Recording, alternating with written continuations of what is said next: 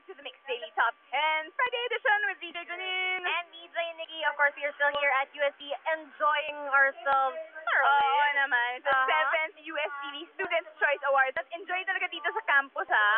Pero kung gusto niyo mag-enjoy outside of UST, marami tayong mga kailangan abangan. That's right. Actually, sa Saturday, 3:30 p.m. Mixed News at maraming magaganap dyan because there is going to be the Martin Sarah concert, Deftones concert, Never Shout Never, the Main and We the Kings Mall Tour, the Grammys, Brit Awards, and feeling ko meron pa. Meron pa ba? Alam mo, itong something na to, it is a big step in your VJing career. I think so too. Because you got the chance to fly to Korea to interview Dara. How was that? It was so much fun. We got to see her shoot a commercial at TVC. Are you She is an endorser now for Etude at ang ganda-ganda niya.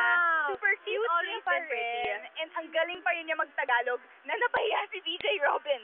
Na mas magaling pa siya magtagal. You know, I think that's why she's so endearing to the Filipinos because even if she has already achieved so much, talagang yung puso niya, Pinoy pa rin. Oo, and she misses talaga the Philippines and all her Filipino fans. And did she say anything about flying back home and doing something She here? wants to, of course, but she's really busy now. I mean, 21, mag-US na sila, US debut. They had their Japanese And they did debut. something didn't 21 Will I Am. They got to work with Will I Am, so you guys are gonna see all of that. My whole interview with Dara. Mixed News, 3:30 p.m. Sabado. That's right. In the meantime, we will move on to our sixth video for today. Here's Hi Hi by G-Dragon and T.O.P.